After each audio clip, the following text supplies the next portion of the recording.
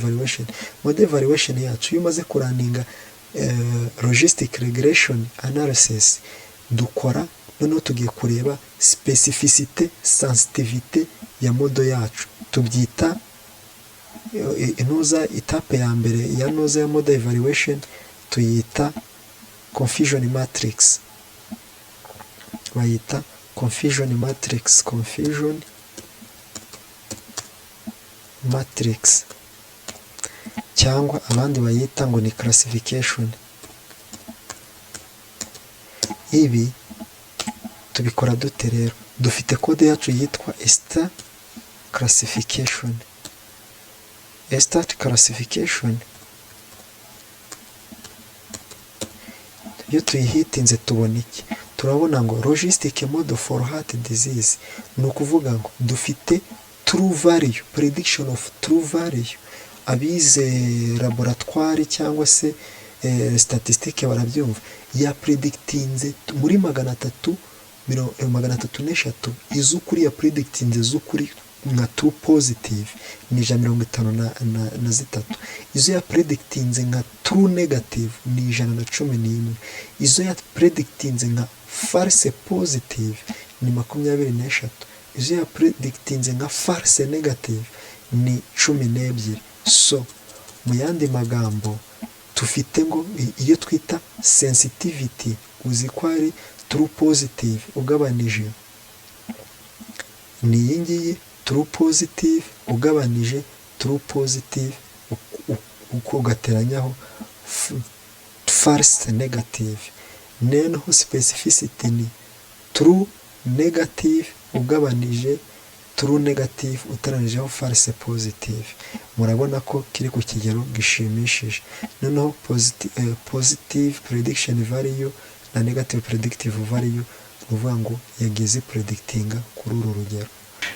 Amazina yanjye ni Anastase Twizeyimana, ndabasuhuje mu Banyarwanda, ndabasuhuje mu Barundi, ndabasuhuje East Africa, ndabasuhuje muri mwese mu rurimi rw'Ikinyarwanda.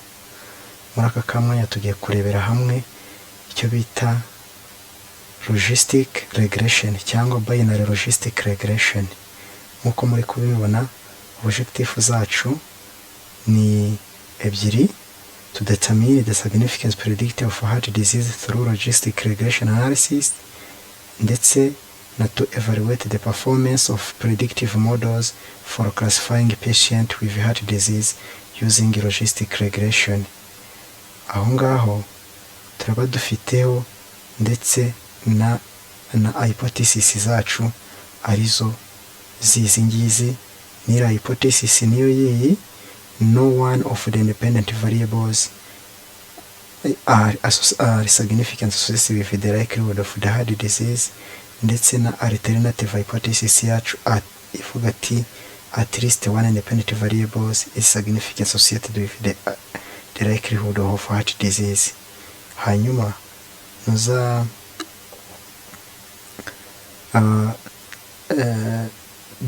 dataset yacu ni iyi twinjiza muri stata. Uramutse utibuka uburyo importinga dataset muri stata, wareba video yacu yabanze kuri simple linear regression. Hanyuma iyi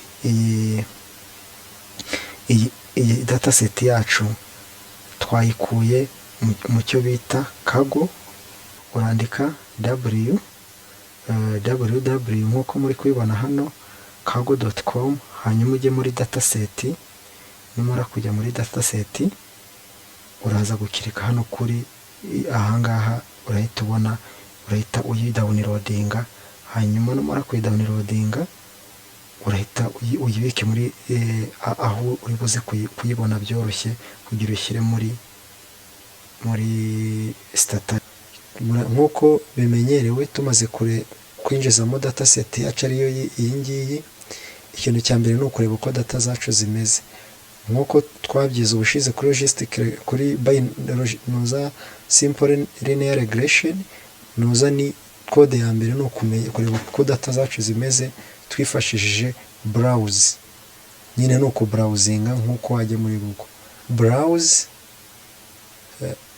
yaduhaye données zacu zimeze zitya. age, sex, chest pain, ibintu nk'ibi. Murabona ko mushobora dufite data zacu zose zimeze zityo, zimwe zirasa umukara izindi zirasa umutuku. Bivuze iki? Hari icyo bisobanura. Izi zisa umutuku bivuze yuko ziri ari kategoriko, hanyuma izi zisa umukara ziri nimerike. Ariko kuba ziri nimerike ntibivuze ko zitari kategoriko, bazihinduye. Mureke tubirebe. Dusubiye hano rero turahita tubona ibijyanye na describe. Wenda tugiye kudescribinga amadata yacu. Nimubabona murabona ko dufite za age ndetse na format storage yazo zose ni byte, iyi ni double, ni double, iyi ni string. Nk'uko twavuze ngo isa umutuku ni string. Tukiri ahangaha hari ikintu nshaka ko turebaho cyitwa data type. Data type, dufite data type yitwa categorical, tukagira niyo bita numeric. Muri numeric tugiramo discrete ndetse na continuous. Continuous ni zishobora kugira range, within range, cyangwa zishobora kugiramo decimals. Naho numeric discrete yo ni integer, ni umubare uri exact, 2 3 4 5 ni exact. Hari no bita noneho categorical, tugiramo nominal tukagiramo na ordinal. Muri ordinal ni ibintu ushobora guclassifyinga mu wa mbere, igice cya mbere, primary, secondary, university, postgraduate, PhD. Urumva wagenda ni ibintu biri chronologique, cyangwa ukavuga neutral, satisfaction, very satisfied, excellent. Urumva bifite umurongo. Hanyuma hari zo bita noneho nominal, ho ni ibintu nyine by'amazina, ntabwo ushobora kubyodaringa ngo bikunde. Sex, blood group, yes or not. Urumva ni ibintu biri nominal. So tukiri aho katugaruke muri noza stata yacu. Murabona ko iyi ngiyi nk'uko nabivuze ni string. So hanyuma igikurikira yari ibi ngibi nibyo twita twari turi muri etape ya exploratory data analysis. Kimwe nuko nanone ahangaha ni naho turebera ko ese munoza muri data set yacu nta missing variables zirimo. Ni ya code yacu yitwa MDS, niho turaza kureba dusange ko nta missing variables zirimo. Igikurikira rero nicyo bita descriptive analysis. Muri descriptive analysis turabanza turebe ese koko data zacu zose ziri numeric cyangwa ziri categorical. Kadukure sum mu rugero cyangwa summarize, byose ni kimwe. Nimubibona murabona ko izi ngizi sex izi ziri ordered, kuko maximum ni 0, minimum ni 0, maximum ni 1. Chest pain ni 0, maximum ni 1. Ntabwo bimeze nk'iyi ngiyi age 29 kuri 77, ntabwo imeze nk'iyi ngiyi rest grow, rest what, blood sugar. Urabona n'iyi ordered, iyi ordered kuri 0, 1, 2. Izi zose ziri, iyi nayo iri categorical, ariko nk'iyi ntabwo iri categorical nk'uko twamaze kubona muri data type. So ugomba kuba ufite ikaramu rero n'urupapuro kugira ngo umenye ngo iyi ngiyi ni categorical cyangwa si categorical. So hari etape twasimbutse. Iyi heart disease tugomba kubanza, kuko murabona ko nta kintu cyaje, tugomba kuyihindura numeric kugira tuze kubona uburyo tuyikorera analysis yayo. Icya mbere turabanza ducreating variable iri numerique par rapport ya hat. Turagira tuti turageneratinga generate hat, hanyuma iri numerique wenda tuyite namu, tuyite enkoni ni ugushyiraho akadomo. Noneho ibyo tugiye gukora murabona ko habaye generated indi ntuzo ushatse wayitabinga ukareba uko imeze. Urabona ni utudomo, naho ni observation nayo ariko tugiye gushyiramo observation how. Rero turarepressinga, ni ukuvuga ngo repress iya kabiri twakereyetinze ingane na rimwe igihe if iyi hati ya mbere ingana yo, iyi ni function ntabwo ari irangana, iyo ni function aho ingana na yes nk'uko twabibonye. Turahita ducreatinga, urabona ko hahise haba creation ya variable 137. Noneho n'ahandi hari no turashyiraho 0 kugira hanyuma naho turebe uko ziza kuba zimeze. Murabona noneho dutabinze ya namu yacu yari ifite 0 turasanga ifitemo variable za zindi twabonye. So kugira iri taza kutwamburuya turaza kuyikuramo, turayideletinga indi ya mbere kuko n'ubundi ntabwo tuyikeneye, ni drop and ikabivuyemo. So igikurikira rero ni nk'uko nabivuze, aka karika twari twagasimbutse, ni ushobora no gukora noneho summarize kugira umenye ngo iziri numerique zifite mean ingana ite. Ariko kugira bikorohere urabanza ugaselectinga nk'uko twabibonye haraguru, ushobora kumenya ngo iziri numerique ni izihe, izitari numerique ni izihe. Naho ushobora kubikora mu buryo soit ds has, ukamenya ngo numerique noneho ni izi type yazo ni izihe, type numerique, ugaferima parenthèse ugahitinga zose, uhita ubona ko noneho na heart disease yajeho kuko twarangije kuyihindura numerique. So tugiye gukora descriptive nk'uko twabivuze. Dushobora nanone gukanda sum hanyuma tugahitinga ziriya variable zose, ariko nk'uko twabivuze turaza wenda tukiri aho ngaho, reka tubanze tuzodaringe kugira ngo tutaza kuzicanga. nk'uko mwayibonye hano hari izi variable zacu za mbere, izi ngizi navuze ko dukoresha ikaramu, iyi n'iyi ngiyi hamwe n'iyi, buriya izi ziri categorical, ziri numerique nuko bazihinduye zigahinduka numerique. Tugiye kuzodaringa kugira ngo tuzicangure hamwe n'izindi tutazatuzitiranya muri analysis yacu. So turahita code ni order, kubanza tukazodaringa kugira ngo tutaza kuzitiranya n'izindi muri analysis yacu. Turatangira kuri age na numerique nkuko twayibonye, dukurikizeho maximum heart rate, dukurikizeho all the peak, dukurikizeho rest blood pressure, rest blood pressure. Izi ngizi ziri numerique, hanyuma duhitinge izindi zose, ni ukuvuga ngo zirahita ziyodaringa zijye hejuru. Noneho rero tugiye gushaka sum. Ni urugero sum, dufate age, maximum, odd, resting blood pressure, noneho tumenye za detail zazo, sibyo? Niduhitinga turahita tubona ko buri izi ziri numerique wazishakira muri icyo bita descriptive. Ushobora gushaka, urabona nk'iyi ngiyi ni percentile ya 25, iyi ni percentile ya 50, iyi ni percentile ya 75, n'iya 99 wayibona.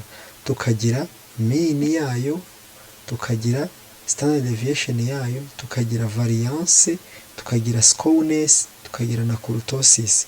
Nyine skewness muzi ko ari aho intuza nk'ubu aho icyerekezo cyangwa distribution yerekera. Kurtosis ni iyo kurube, iyo distribution, iyo bita iyo shape cyangwa bell shape yayo iherereye iherereye hehe, cyangwa se ihengamiye hehe. Ibi byose ntekereza ko mwaba mubyibuka uko bagiye babikora. So n'izindi ni uko ni kimwe, kuko zo ziri numeric. izindi zo ziri categorical nk'uko twabibonye, ziri ordered. Dufate nk'urugero wenda kugira ngo kumubone wenda kadufate nk'iyi ngiyi bita chest type. Murabona ko iyo ari bayikoze nk'uko iriya noza twayireparasije heart disease, hari aho bise 0, hari aho bita 1, hari aho bita 0, 1, 2, 3. Urabona ni nka grade bagiye bazigradinga, cyangwa bavuga ngo twende tukayita ni satisfaction, not satisfied, neutral, fail. Nuko bagiye bazigradinga nka chest pain, ko nk'abiga ikiganga chest pain bazi ko hari ukuntu gradings, so cyangwa yodarinze. Izi rero nta kindi ni ugukora icyo bita frequency distribution yayo. Buri nuza ukajya ugenda uyikorera frequency nk'iyi ngiyi. Murabona naho ni kimwe, exercise cyangwa dufate wenda slope measurement, naho murabona ko ari kimwe bagiye ikintu cya mbere ni ukumenya data zawe, ukabanza ukaziga ukamenya uburyo ziteyemo. Ikindi rero tugiye kureba ni ikintu cya gatatu bita, ushatse twayita bivariate analysis. Wenda ni urugero dushatse twayita gutya. Impamvu nyise bivariate analysis nuko tugiye kureba hagati ya dependent variables na independent variables, ntuza uburyo zitwaramo kugira ngo tuze kubona. Donc ni nka relationship cyangwa correlation. Relationship iri hagati ya dependent variables na independent variables, kugira ngo tuze kubona izo tujyana muri logistic regression. Tukiraho logistic regression ni binary, ni ukuvuga niba bavuga ngo ni binary logistic regression, ikaba iri muri modo ya classification. Ntabwo imeze nk'iyo twakoze ya simple linear regression. Iyo ni mu bwoko bwa regression analysis, kuko yo ni continuous. So turabigenza gute rero? Ni ukuvuga ngo ugenda wiga dependent variables uyihuza na independent variables ukareba comportement, ariko ukibuka yuko independent variables cyangwa target niyo ugomba kubanza buri gihe cyose ahangaha. So iyo ukitinze urazibona muri ubu buryo, urahita ugenda donc netide yazo.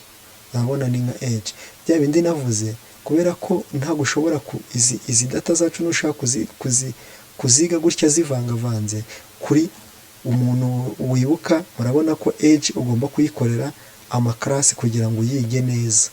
Ubwo ahangaha ntabwo nakoze amakarasi. Nushaka uburyo wakora amakarasi uzara video yacu ya mbere ya simple linear regression. So kongera ukaraningaho, wenda tuvuge wenda tugiye kuraningaho wenda rest iyi ngiyi nayo. Urabona ko iza ushobora kuyiga muri ubu buryo analysis yayo, tabula ya frequency n'ibikino buryo yagize. Hari igihe uba ukenera pourcentage, kadufate wenda dukureho iyi, durakenera pourcentage yayo. Ushobora gushyira wenda kadushyireho chest pain. Katwongere chest pain. Ushobora iyo ukanze virgule ahangaha ukongeraho ijambo row ku murongo, ubwo row murazi ko ari imirongo itambitse. Ugiye kuduha ama pourcentage, katubikore turebe. Urabona ko iduha pourcentage, ni ukuvuga yanaliza, ni ukuvuga ngo ufite heart disease kuri chest pain kuri grade ya 0 ni abantu bafite 75.3%. Abafite abadafite heart disease bari kuri chest pain ya 1 bahagaze 6. Abafite heart disease wenda bafite grade chest pain ya gatatu ni 9 n'ibice bingahe ku ijana. Ibi ngibi ushobora none kubikora mu bundi buryo, ukavuga ati wenda noneho reka mbere mu buryo bwa colonne, sibyo? Ubwo nabyo urabona ko ushobora kubyanariza. Ni ukuvuga ngo urabyanariza mu buryo umanuka. Ni ukuvuga ngo abadafite heart disease badafite chest pain ni 75, abafite heart disease badafite chest pain ni 27 ku ijana. Ubwo murabona ko byo byagiye bigenda bimanuka. Zose data zose ugenda uzanariza mu ubu buryo. Kadufata indi example imwe, tab, wenda iyi tab imaze kumenyerwa, kadufate wenda exercise and use the angina, turebe na heart disease, turebe wenda tuyirebe mu buryo bwa row. Ni urugero, urabona ko wazanariza mu buryo bw'imirongo bugiye butambitse uko nguko.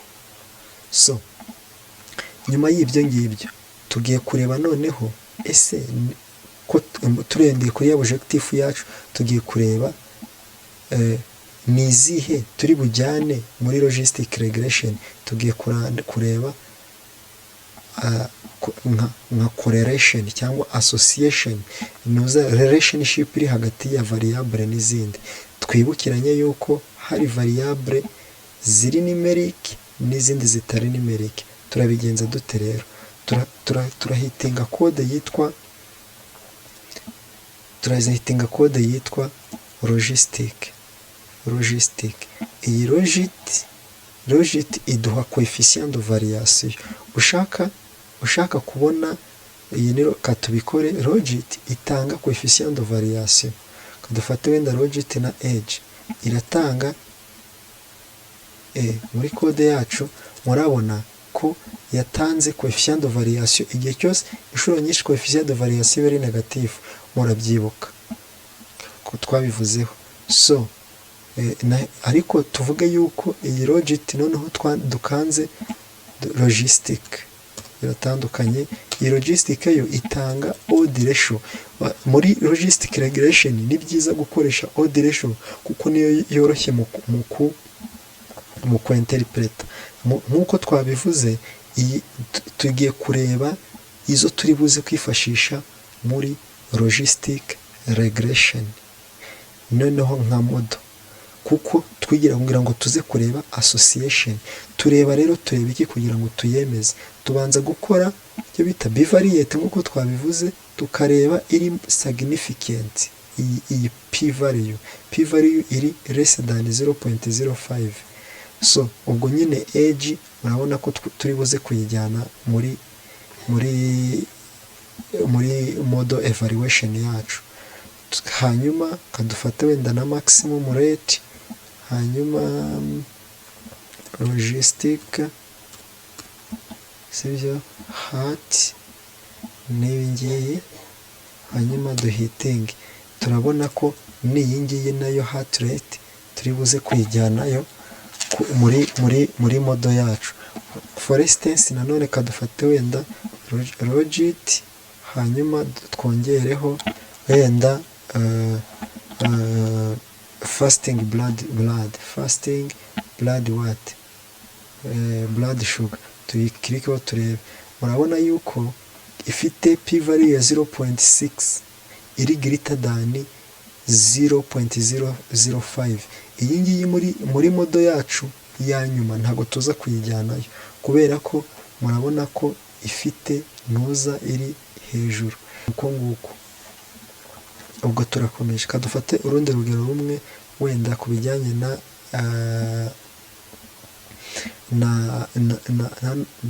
na variable turi bujyane muri logistic regression, cyangwa se abenshi bakunda kubyita ngo ni multivariate analysis, ariko byanyabyo tubyita multiple logistic regression analysis. Niko turi buze kubyita ni byanyabyo. So murabona ko n'iyi ngiyi zose zivariye. Nk'iyi ngiyi ugiye kuvuga ngo iyi iri bwikube 3.4 ugereranije kuri, uvuga ngo iyi ngiyi iri significance, icyo ni kimwe, donc ni model significance, ikindi ikaba ifite big effect kuri heart disease, ubirebye gutyo kuri nka bivariate. Noneho rero kugira ngo twihute, iyi ntuza variable ahangaha itarimo niyo bita fasting blood sugar. Fasting blood sugar twayibonye kuko iyi niyo turi buze gukuramo, ifite 0.6 ahangaha, tutari buze kujyana mu cyo bita multiple logistic regression.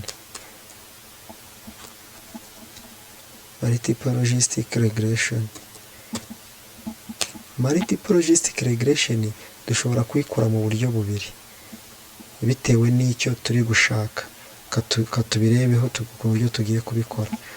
Dushobora kubikora mu buryo logit, tugafata independence variables yacu tukongeraho independent variables yacu, ariko tukibuka iyi tukayisimbuka indi twavuze ko tutari buze kujyanayo. So hanyuma tugakirika hit. So iduha iki rero? Iduha busedo RH. Nk'uko twabivuze, iyi busedo RH igaragaza modo fit. Tuvuga iyi kigaragaza modo fit mu gihe iyi ngiyi iri greater than 0.3. N'iyi ngiyi igaragaza ko modo fitting. P value ni iyi ngiyi, iyi niyo bita iyi ni ukuvuga ngo iyi ni likelihood ratio, nayo igomba kuba iri greater than 10. So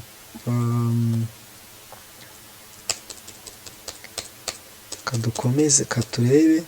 Mubirebye neza ahangaha baduhaye coefficient, baduhaye coefficient. ushaka kuyiraninga gutyo ukoresha coefficient de variation, ariko biba byiza iyo ukoresheje iki? Ukoresheje odd ratio, logistic. Aho okay, murabona ko noneho baduhaye iki? Odd ratio. Odd ratio murabona ko izi noza zacu odd ratio bayivura bavuga bati iyo nuza odd, iyi odd iri less than 1, ni ukuvuga ngo iyo odd ibidafite effect kuri iyo ntuza kuri iyo independence variables. Tuvuge nk'iyi ngiyi turebye kuri odd gusa, iyi ifite effect yitwa maximum heart rate, iyi bita chest pain type, iyi yitwa resting electrocardiogram, tukagira n'iyi ngiyi bita stroke measured during, nayo igira, uvuga zaba ari izo ngizo gusa. Ariko noneho tuziconsidera turese niba zifiteho effect, iyo effect irafatika cyangwa ntifatika, ugahita uza kubireba kuri p value. P value tuvuge nk'iyi ngiyi iri greater than 0.07, ni ukuvuga ngo niba iri greater than 0.07 ni ukuvuga ngo ifiteho effect ariko ntifatika. Hanyuma tukareba n'iyi ngiyi, nk'iyi ngiyi niyo bita chest pain type, ifiteho effect kandi iyo effect ikaba ifatika. Ni ukuvuga ngo ifiteho high effect which is significance. Tukavuga n'ahangaha murabona ntabwo ifatika, n'ahangaha ntabwo ifatika. Ariko nanone dushobora gusanga izidafiteho effect ariko ziri significance, babyita ngo ni iri significant ariko ifite low effect. Tuvuge wenda nk'iyi ngiyi iri significant, twayirebye nk'iyi significant ariko effect yawe ntayiriho, kimwe n'iyi ngiyi, si donc n'iyi So ubu ni uburyo bumwe dushobora gukora mo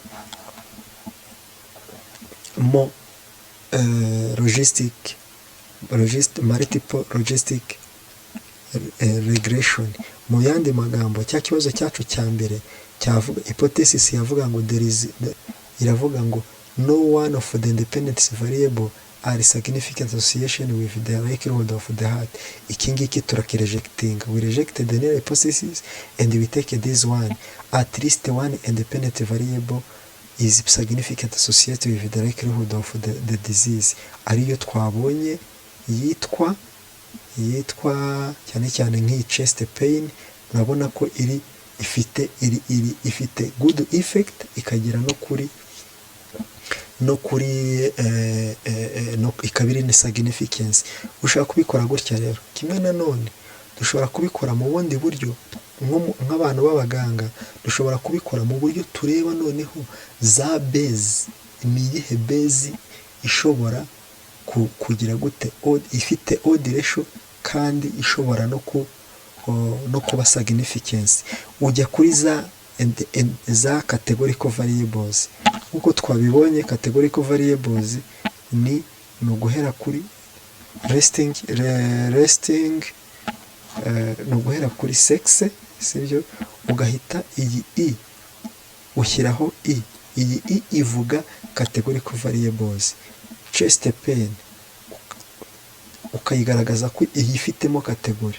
Fasting blood sugar ugashyiraho resting electrocardiogram ugashyiraho blood ugashyiraho cyangwa ukayigaragaza. Donc ni uburyo bwo kuyigaragaza ko iyo variable ari categorical. Slope naho the same.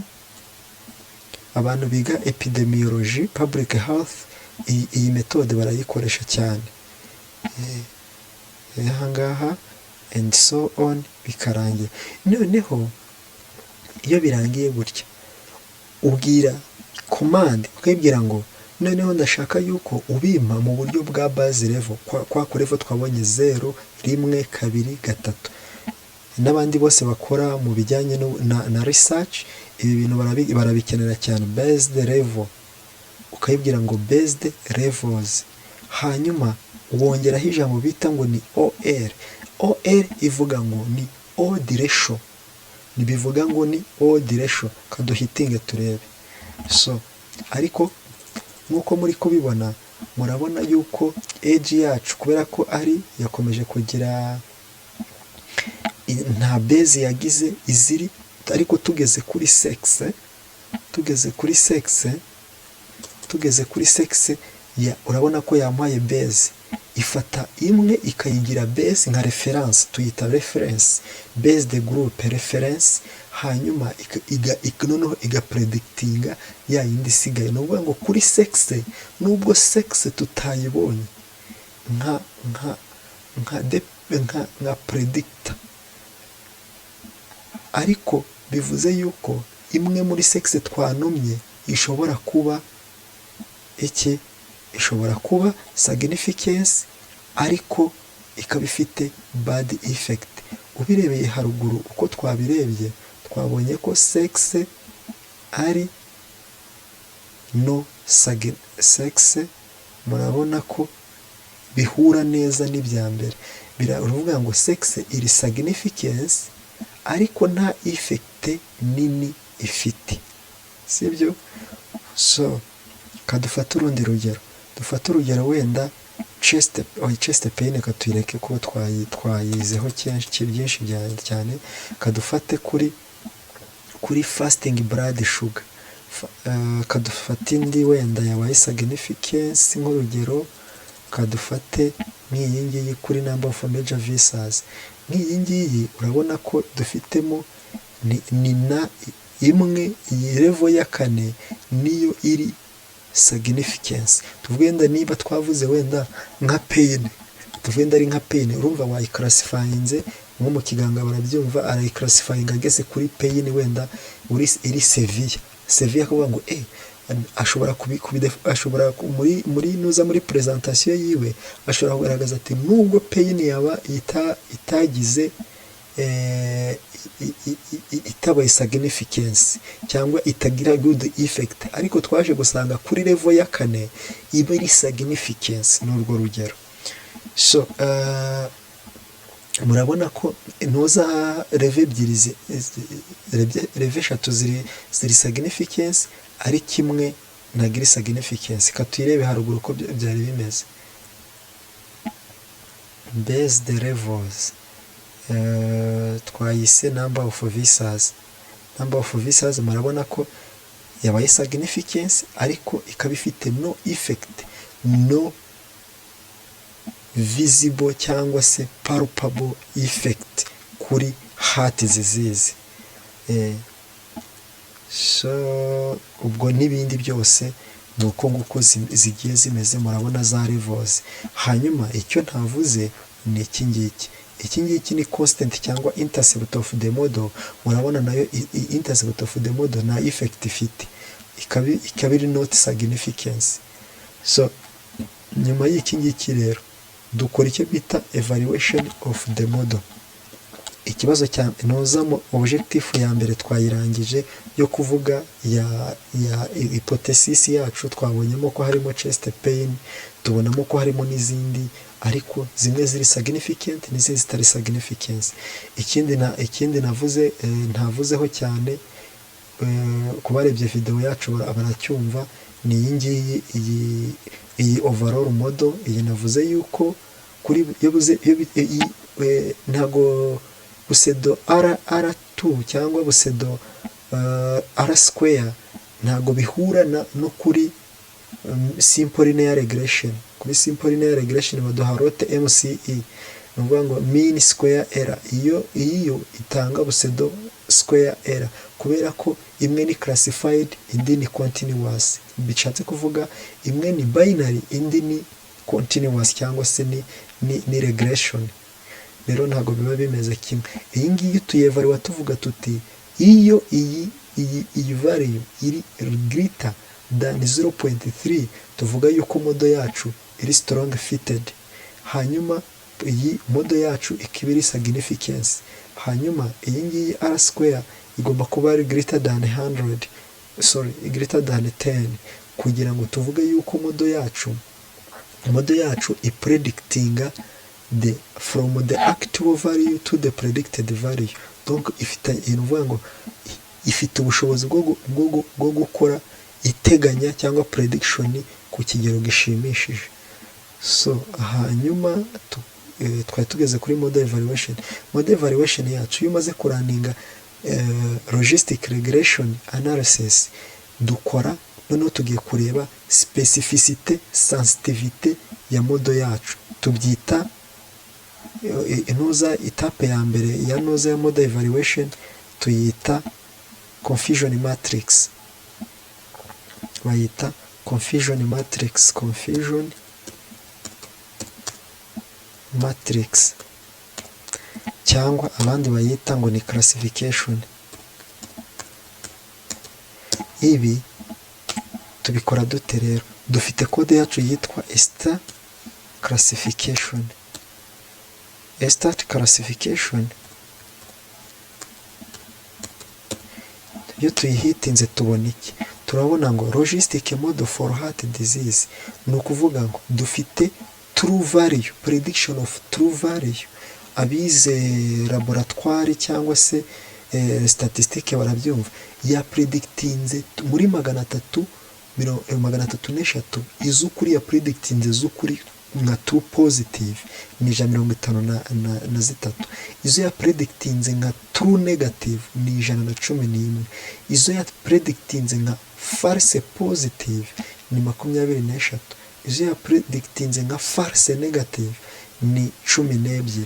So mu yandi magambo tufite ngo iyo twita sensitivity, uzi ko ari true positive ugabanije ni iyi ngiyi true positive ugabanije true positive uko ugateranyaho false negative.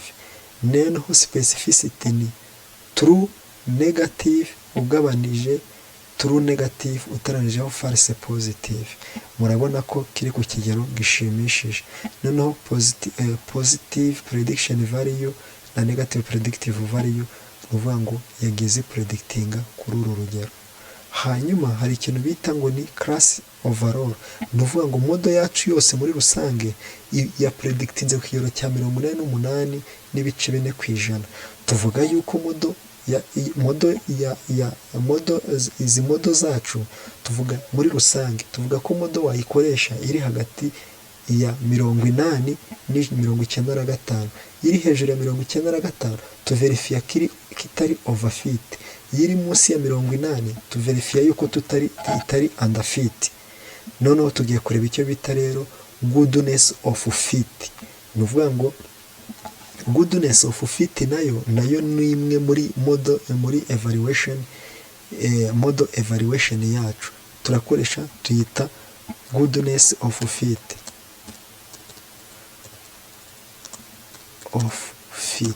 Ni iki ngiki twavugaga, ntiri underfit ntiri overfit, nibyo tugiye kureba. Naho dufite kode yacu yitwa star goodness of fit, twahatinga iyo iyi probability iri less than 0.05 tuvuga yuko modo yacu itari good fit. Ni ukuvuga ngo hano the model is not model is probably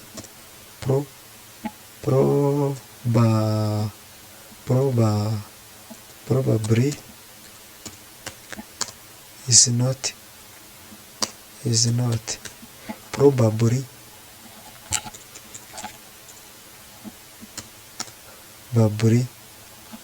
is not probably fit, is not probably fitted, not fitted. Kubera iki?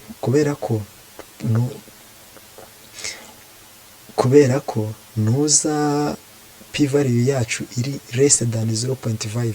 Iyo iza kuba iri hejuru ya 0.05 twavugaga ko modo yacu fitting, ariko nyise probably kubera ko hari indi evaluation iza nyuma yo kugaragaza ngo mbese modo yacu iri probably fitted, yitwa area under the curve, cyangwa ROC. Mu yandi magambo ROC ivuga receiver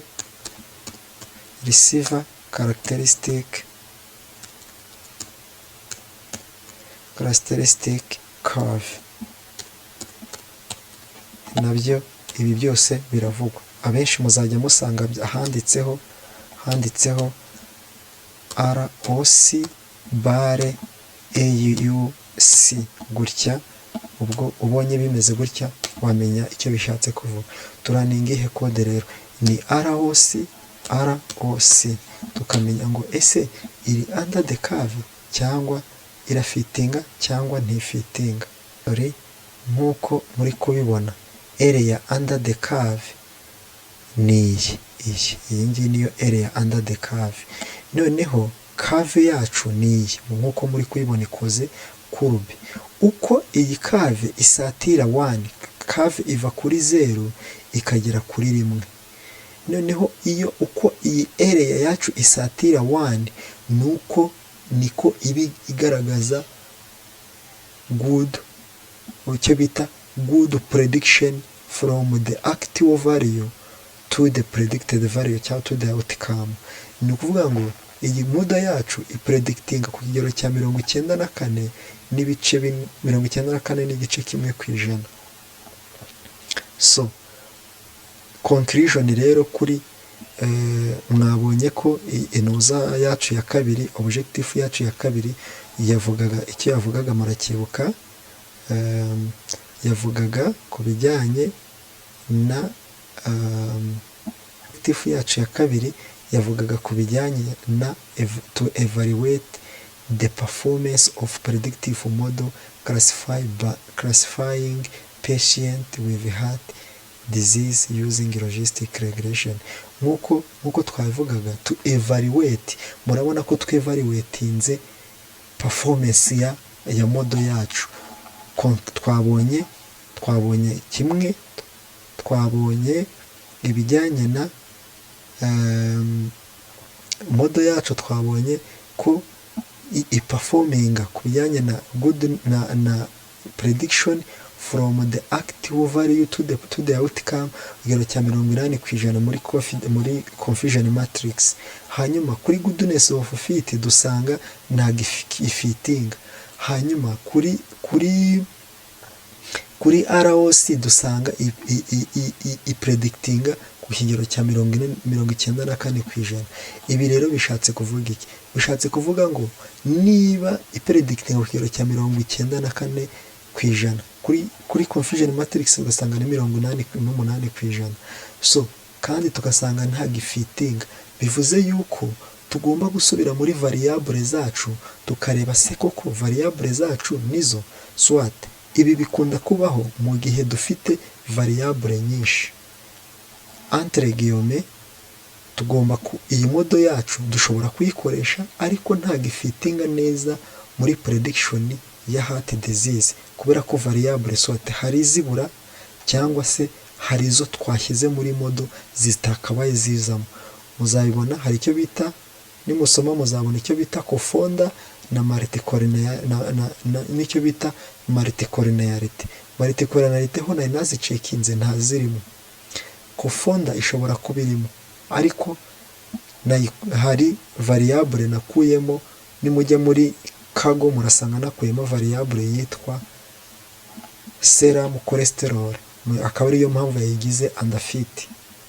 Murakoze, ndabashimiye. Igisigaye ni ukuzakora ku cyo bita multiple linear regression. Ndabararitse, niba utari wakora subscribe, kora subscribe, usharinge, ubundi twige ubushakashatsi. Murakoze.